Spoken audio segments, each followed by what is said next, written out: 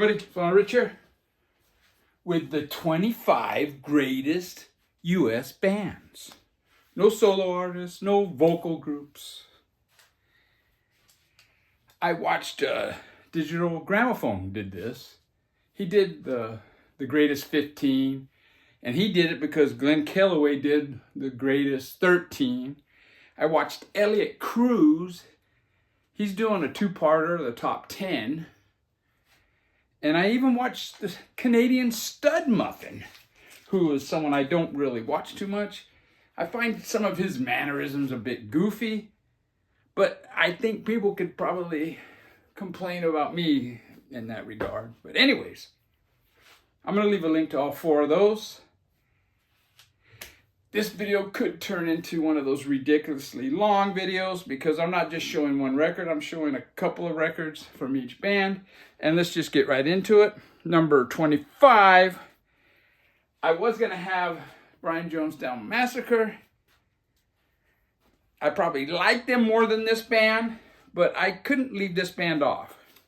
And it is Slayer. Show No Mercy. Brutal thrash metal. Just fantastic stuff. And what's amazing about this band, they were from Southgate, which is just west of the 710. I lived in Downey and then Bell Gardens, which is just on the other side of the 710 freeway. These guys were neighbors, and I never did go see them. Their second release was a EP, Haunting the Chapel, yeah. And then we got Hell Awaits. I think this one kind of blew up. I remember Middle Earth Records, Tim refused to carry this record because the lyrics were so offensive. Okay, number 24. Now, the hard thing about these kind of videos is keeping track, you know. I do have a list here, but it's kind of all marked up, and I don't know how much help that's going to be. Number 4 is War. This is a soundtrack album, and it's actually pretty good. It's probably the latest War album that I actually own, and I don't see a date. I don't know. Late 70s. Then you got Delivering the Word, which is a pretty good album, and what's interesting about this, it has Me and Baby Brother, a studio song, a studio version of that song. The first album I ever bought by them was All Day Music, and there's a live version of that song on that album. And then probably my favorite War would be The World is a Ghetto. Okay, the next one is 23. And we're going to go with L7, 23rd best U.S. band. This was actually, I think, their second release. It was released as an EP. I think in Australia, they combined the EP in one of their 7 inches, and that's what this is, the Loser Edition. I do have the original, but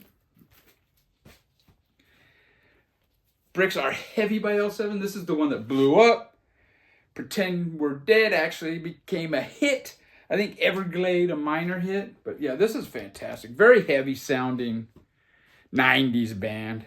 And this is their most recent album. What is it called? Scatter the Rats. And I opted for the version that's signed by all 4 original members. Yeah. Number 22, one of my favorite bands. See, I'm not doing this, my 25 favorite. This is, I think, the 25 greatest.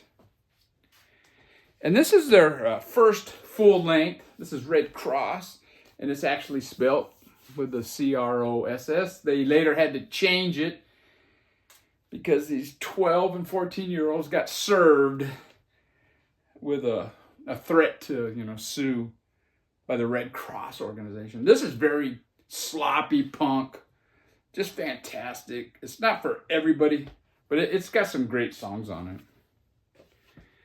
Maybe their best I could argue that this is their best. And it's Teen Babies from Monsanto. It's a EP. It has been released as a full length, and it's all cover songs with the exception of Linda Blair. And it's fantastic, man. They do Deuce by Kiss, fantastic. They do Citadel by the Rolling Stones, just a really good. Anne by the Stooges. This is one of the later 80s albums, Third Eye, and this is pretty poppy. Some of it is even bubblegummy. I think there's a song on here. Bubblegum something. Bubblegum Factory. But it's got some pretty heavy songs like Annie's Gone. And I think the one I would suggest people start with is Phase Shifter. This is a recent reissue. You can get this, I think, pretty cheap. I do have an original, but yeah, this is a really good album, and I would say this is probably the best place to start. It's a pretty good hard rockin' album. 21 is a band that completely blew up, and it's Metallica. This is Ride the Lightning, yeah. My Walmart exclusive. I got all the Walmart exclusives, I think, by them. They're really, they sound great. This is the only original I have by Metallica, and it's the Garage Days, is it? Garage Days Revisited EP. Now, most people got into or found out about the Misfits because of Metallica. They covered a couple of their songs. I think they even wore their t-shirts. I got into Metallica because of the Misfits. I was like the other way around. I bought this because they cover 2 Misfits songs on this. And this is the Black Album. This is the one. I bought this on CD. The first record I ever bought by them was at Garage Days, and this is actually the first one I bought on CD. I have all theirs on CD, but when these Walmarts came out, I went ahead and got them. Now this is number 20. I have this band. I have almost all their albums on CD. I have one of their albums on vinyl, but I couldn't find it. But luckily I have this EP, or this 12-inch single, which is Everybody Hurts. And my number 20 greatest US band is REM. Just a fantastic band. They were kind of the definition of indie rock in the US. Number 19, it's another band that I have mostly, in fact, I have only on CD, except for this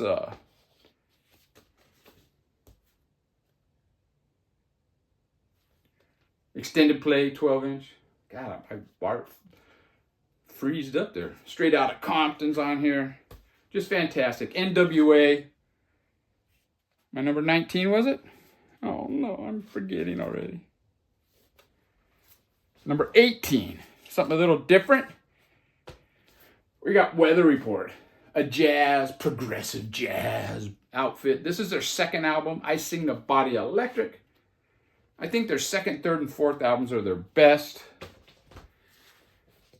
This is their third, Sweet Nighter. This is fantastic, man. It starts off with Boogie Woogie Waltz. Just fantastic bass playing by Alphonso Johnson, is it? Oh no, he's not on this one yet. Alphonso Johnson's on this one. Mysterious Traveler. The first time I saw Weather Report, they were touring for this. And it was a fantastic concert. Probably their most well-known is this Heavy Weather. It's got the song Birdland that everybody, I don't know, seems to love. I don't think this is near as good as their earlier stuff. It's got Jaco Pastorius on bass. I saw them a couple of times, twice with Jaco. And one time he came out on stage with no shirt, you know, and I told my girlfriend, what is this guy? He thinks they're Van Halen, or what the hell's going on, you know? But yeah, I like Alphonso Johnson's Weather Report much better. Number 17, I have a couple of their albums, but I only pulled this one. I couldn't find their fourth album, and this is Santana's debut. I think their first 4 albums are fantastic, and I need to get their second and third. But yeah, Santana, man. They kind of blew up at Woodstock. I think that debut came out right after Woodstock, so that was pretty good timing. Number 16 is a 90s band that people love to hate, and I should have taken the shrink wrap off. I didn't even take the plastic off of this one. And it's Smashing Pumpkins. This is their first album, Gish. This is that reissue series that came out a few years ago. Just a fantastic album. I need to get Siamese Dreams. But I recently picked up this album, Infinite Sadness, Melancholy and the Infinite Sadness. It's a 4-record set. I picked it up for $50. The record store guy gave me a deal on it. Just beautiful packaging. I'll show this on one of my vinyl finds. I have enough to do a couple of vinyl finds videos. But yeah, this I have on CD, and I probably listened to it once. It's too much. It was a double CD. It's still too much, but I've been playing this. It's so much easier and actually, quite frankly, better to consume this on album. One side, 20 minutes at a time, you know. My number 15, greatest U.S. band. And one of the greatest debuts ever is The Doors' debut. Side 1 of this is, I would say, a perfect side. I mean, it's fantastic. It starts out with Break On Through. The side ends with Light My Fire. And everything in between is just fantastic. Their third album is probably, I don't know if it's a favorite of mine. Let's put it that way. It's Waiting for the Sun. I have a soft spot for this. This has hints of Psych in it, but it still has their Hello, I Love You. You know, that 5-to-1, the original sound. And probably my favorite from the Beer years is Morrison Hotel. The first 3 albums I refer to as the acid years. Then you got Soft Parade in there. And then you got the Beer years. Fantastic. Number 14. Also, I got so many records here. Also a little bit different. We got the Butthole Surfers debut. Fantastic. This band was so outrageous in concert. One of my favorite bands from the 80s. And yeah, first time I saw them, I don't know if it was 83. They were one of the opening bands for Public Image, Peel.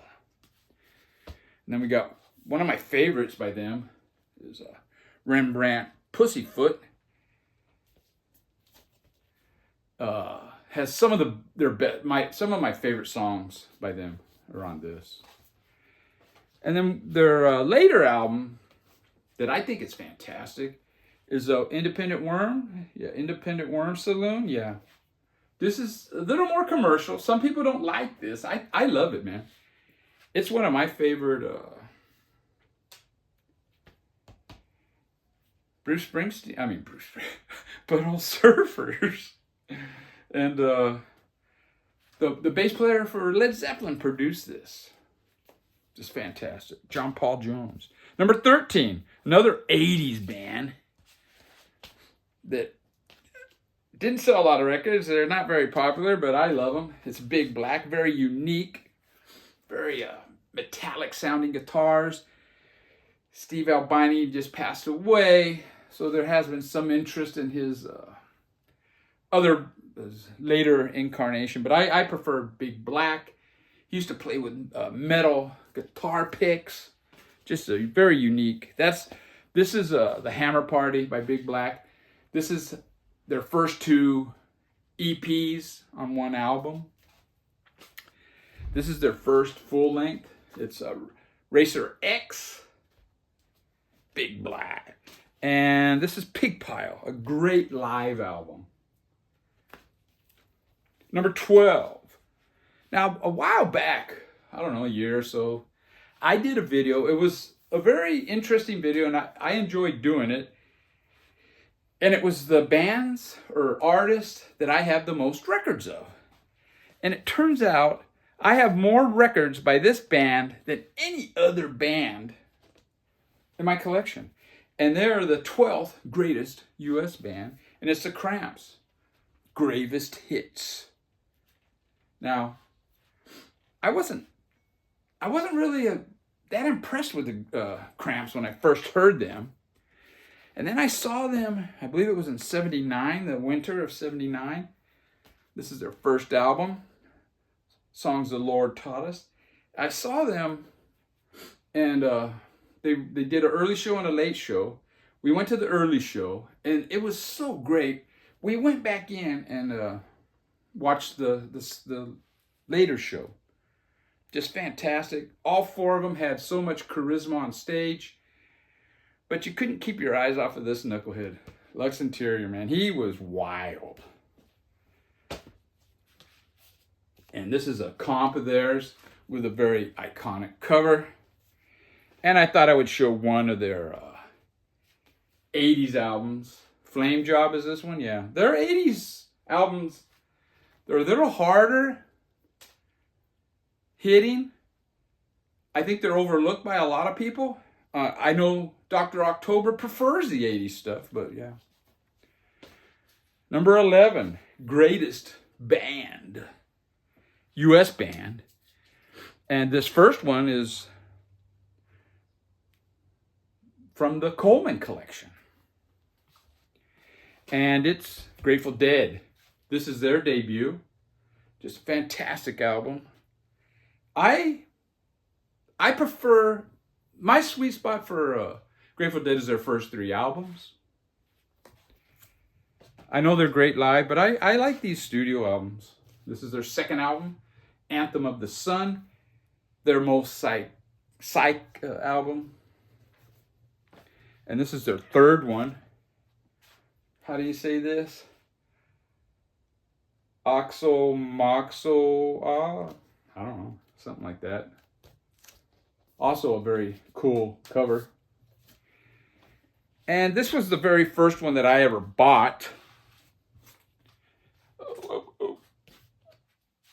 American Beauty. Side one of this is darn near perfect. I think Friend of the Devil, Sugar Magnolia, and Operator, those three songs, they're just, it doesn't get any better than that, man. And this had their big hit. Their only hit up until Touch of Grey was Truckin'. They were a one-hit wonder until Truckin' came out. Number 10. We're up to number 10 now. Top 10 U.S. bands. I'm going with Velvet Underground, number 10. This is the Velvet Underground and Nico, produced by Andy Warhol. I think this is fantastic. When it came out, I did not like it. I tried. I went to somebody's house. I would always go through their records. I was that kind of guy, you know. And often, if they had this, I would, can I put this on? I would put it on, and it never clicked with me. Not until the 80s. After I got into punk rock, did I really appreciate Velvet Underground. This is their third album, I believe. This one and the debut are my two favorites. I think those two are much better than the second album with that stupid ding-a-ling song. Yeah, this is great. This is a little more accessible, and this is a great jumping on point for people. And this also, I would say the same with this comp that came out in the 80s. This is fantastic, man. Just as good as that third album. Okay, number 9. We're going to go with Black Flag. This is their Jealous Again. This was their first 12-inch. It's an EP, but it's fantastic. It has Ron Reyes on vocals. I saw Black Flag I never saw with Keith Morris, the singer for Circle Jerks, was their first singer. I never saw them with Keith Morris. I did see them with Roz Williams. I did see them with Dez, and I did see them with Henry. Probably in concert, Ron Reyes was probably the best of the bunch. Fantastic. Now this here is a comp. Everything went black. They were going through some lawsuit stuff. Same with the Cramps at the same time. The label was suing them, so they couldn't release anything. So they released this, but this here is supposed to say Black Flag here. They crossed out any reference to the band name. And yeah, this is fantastic. It's got one side of Keith Morris, a half a side of Ron Reyes, and a side and a half of Dez Cadilla on vocals. Their first full length was with their fourth singer. They had made a few attempts at recording enough material for an album, and it didn't happen. Keith left, Ron Reyes left in the middle of a gig at the Fleetwood. Dez Cadilla said he couldn't, continue singing, but he wanted to stay on with play guitar, and that's when Henry joined them. But yeah, this is fantastic. I think this is the best punk album ever made. And this is a Black Flag bootleg. It's Damaged, which is this album. This is Damaged with Dez singing the vocals. Fantastic bootleg. I don't know why Greg Ginn doesn't release this stuff, officially.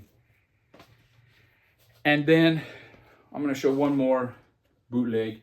It's the 1982 demos. And this lineup was the best version live. I said Ron Reyes was probably the best singer, but this version of the band with Dez on guitar, 2 guitars, and you had Chuck Biscuits from DOA on drums. He played with Circle Jerks. He ended up playing with Dan Zig. But yeah, this is fantastic. And when I saw them with Chuck Biscuits in that lineup, it's probably the best concert I've ever been to. And I've been to a lot of concerts. I've seen Bowie in his prime. I saw Led Zeppelin twice. So that's saying a lot. Number 8, greatest U.S. band. I'm going to have to go with the Stooges. This is their debut. Just fantastic. I think they went in to the studio and they had like 5 songs. They punched them out. And the studio said, well, that's not enough for an album. You're going to have to come up with, 3 or 4 more songs. And they didn't have them, so they wrote them in a week. And this album. I bought this album. As you can see, it's like a cutout. I bought this in the dollar bins back in probably 1971-ish. Their second album, Funhouse. A lot of people's favorite. I can't argue with that. It's just a fantastic album. And then you got this Run Out Groove. This is the Funhouse Sessions, the Stooges Funhouse Sessions. It's a double album. They released the full sessions, which I think is a 10-album set. And Randy, Deadwax 66 has that. And I'm sure it's good because this is fantastic. This is one of the Stooges records in the last couple of years. This is the one I play the most, surprisingly. And then they were called Iggy and the Stooges by this time, and it's Raw Power. Fantastic. I also bought this in the used bins. But yeah, fantastic stuff. All right, my last stack of records. Oh, man, there's a lot of records here. Number 7. Man, I didn't have to go to my list at all, We got Sly and the Family Stone. This is Stand. This is fantastic all the way through. I think this is their first great album. The albums before this had some great songs, but it had some. But yeah, this is great. This is their Woodstock. It's a 3-sided affair. recorded at Woodstock, August 17th, 1969. They kind of were one of the favorites at Woodstock, you know, the early favorites. They really did a good set. One of the best, greatest hits albums of all time is this, Sly and the Family Stone. They had released a couple of singles, Thank You for Letting Me Be Myself, and one other single. It might be Sing a Simple Song. Those two songs are not on any of their official albums. So that's enough to get this. But this is a greatest hits, and it's a great lineup of songs. This is there's a riot going on. This has been referred to as a drugged out mess. I mean, Sly kept going back and re-recording stuff and putting it on top of the tapes, and there's even like a hiss on the record from the tape getting just recorded on top of so many times. Is the story I've heard. But yeah, this is a fantastic album. It's a completely different, but yeah, it's a weird album, man. Pretty drugged out album. And then finally, I'm going to show this Sly and the Family Stone fresh. Now, I saw Sly and the Family Stone. It was after this came out, but I think it was before this one. It may have been when this came out. I don't know. It was in the early 70s. And they were fantastic. One of the best concerts I've ever been to. They did take like an hour. You know, the band before them stopped. And it was at least an hour before they came out. They were notorious for that. They were notorious for not showing up.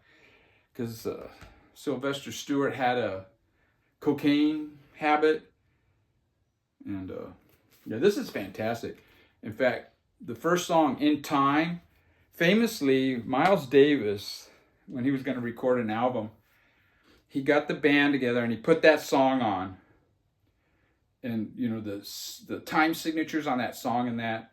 And he played that song for the other members of that band. And he said, that's what I want you guys to do. And that was the only instruction he gave them. Number 6, greatest U.S. band. I'm going to go with the Misfits. Static Age. I could almost argue that they're the best. This is their earliest recordings, I think from 78. This wasn't released until I think, mid-90s. But this is fantastic, man. And this has a few songs that Metallica covered from these. I think they released their first 3 singles were taken from these recordings. And then you got this one here, Misfits, 12 Hits from Hell. And I think their next 2 singles were taken from these recordings. Currently, this is my favorite Misfits album. I know that's crazy, but... Then I got this one here. This is Studio Outtakes 78 to 79. This is also very good. Well recorded. It sounds great. And then I got this one here, Misfits 1977 to 1984, the singles collection. This is a great album. The sound isn't quite as good as this one, but it's still great. Number 5, greatest U.S. band. A band that had a dramatic effect on music. They actually changed music. And it's the Beastie Boys. This is their debut. Licensed to Ill. Just fantastic. I think that's the name of this album, isn't it? What's the name of this stupid thing? Yeah, Licensed to Ill. I'll put that up later. Their second album, Paul's Boutique. This is an album that changed music. There's a video on YouTube of all the samples used on this album. It is amazing how many records they sampled. I mean, they sampled the Beatles. I mean, it's crazy. I think there's one song where there's like 3 or 4 Beatles samples on the one song. Paul's Boutique. This album changed copyright laws. You got their third album, Check Your Head, which is fantastic. On this one, they play their instruments. And the black dudes I knew back then, they didn't like this one as much as the first two. But I love it, man. I love it. And then I'm finally going to show their fourth album, Ill Communication. That's why I always get Licensed to Ill and Ill Communication mixed up. And again, they're jamming on this one. There, look at that, man. Jamming on the stand-up bass. Number 4, the fourth greatest band from the U.S. I'm going with Jefferson Airplane, man. A Jet Age Sound. This is their debut, Takes Off. Fantastic. It doesn't feature Grace Slick, but it's a great album, man. And there's been a couple of songs on here that were edited and stuff. This is their third album, Crown of Creation. This one is more psychedelic than that debut. It's very cool, man. It's got some great songs on it. I love this album. This might be the one I play the most, actually. And I always enjoy showing this one. This is one of those Taiwan bootlegs. And if you look inside, the actual cover, it's actually another record. Yeah, you can see in here. It's actually another record, and they printed this on top and just folded it the other way. But if you notice on this, it's Crown of Creation, and the cover is actually the back cover of the album. But look at the name of the band. Jefferson. It's not Jefferson, it's Jefferson Airplane. Then I'm going to show a couple more. This is a bootleg, Up Against the Wall, Jefferson Airplane. I had a few of their bootlegs. I got rid of them all except for this one. This one sounds fantastic. This cover is a little bit spotty, but the vinyl is dead mint. And then finally, we're going to show their set at Woodstock. This is a fantastic set. They were I think their set was one of the best at Woodstock. Them and Jimi Hendrix. I like The Who, Santana, Sly and the Family Stone, but this is fantastic, dude. This is so good. Even Ryan Kidd would like this, man. And he hates hippies. Number 3, greatest band, U.S. band. This one might be a bit of a surprise to some people, but I'm going with the Beach Boys, man. Surf's Up, Here Comes the Beach Boys, the #1 surfing group in the country. And boy, wasn't that the truth. This is Surfing USA. This is the first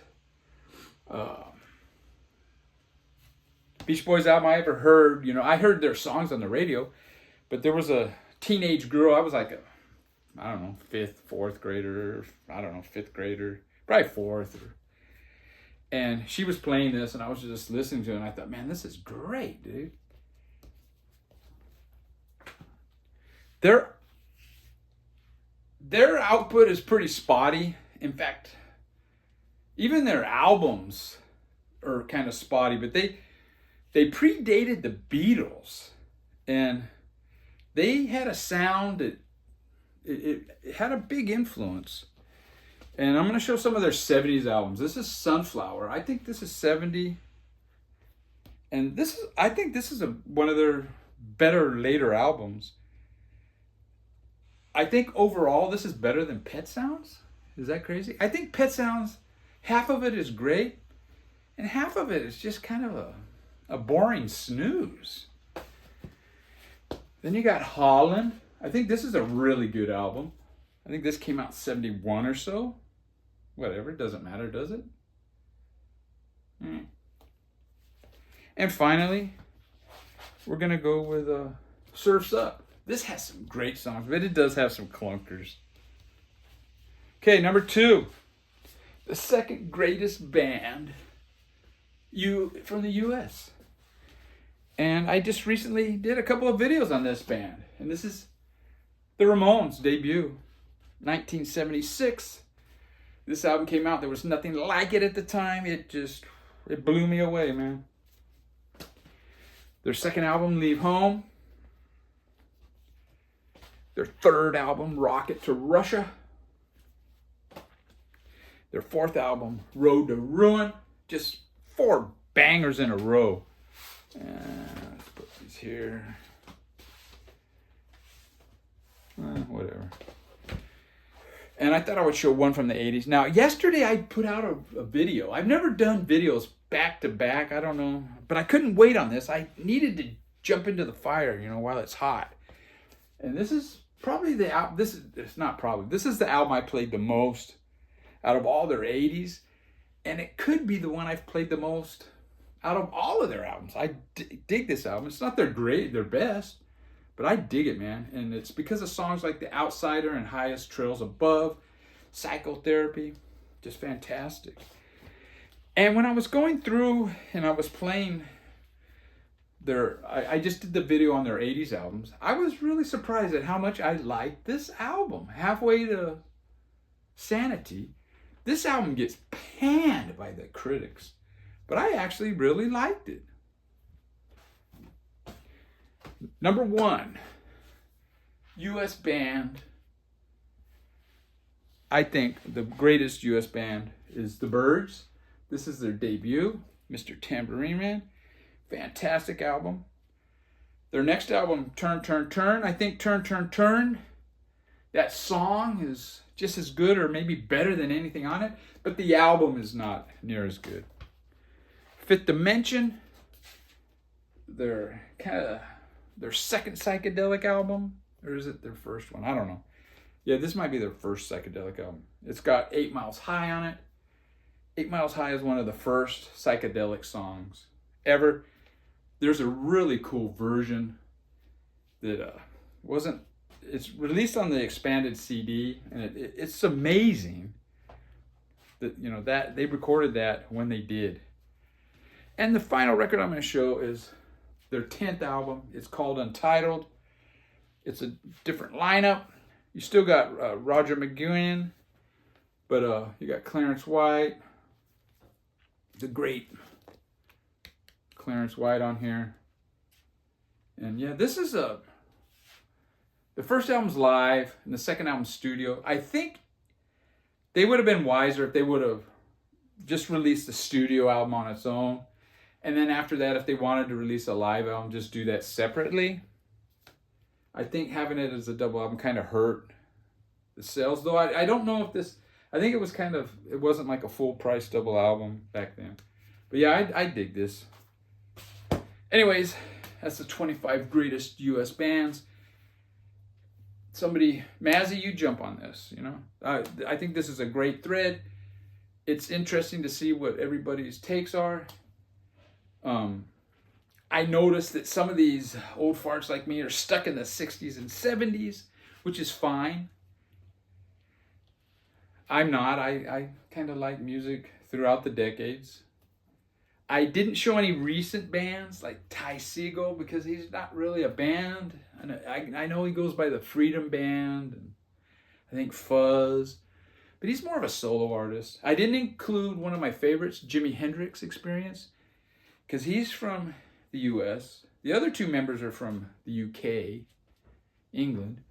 And if you included that, you're including it because of Jimmy, so it kind of goes into the solo artist thing. But anyways, take care. Boy, I bet you this is long. Take care, everybody. Go Dodgers.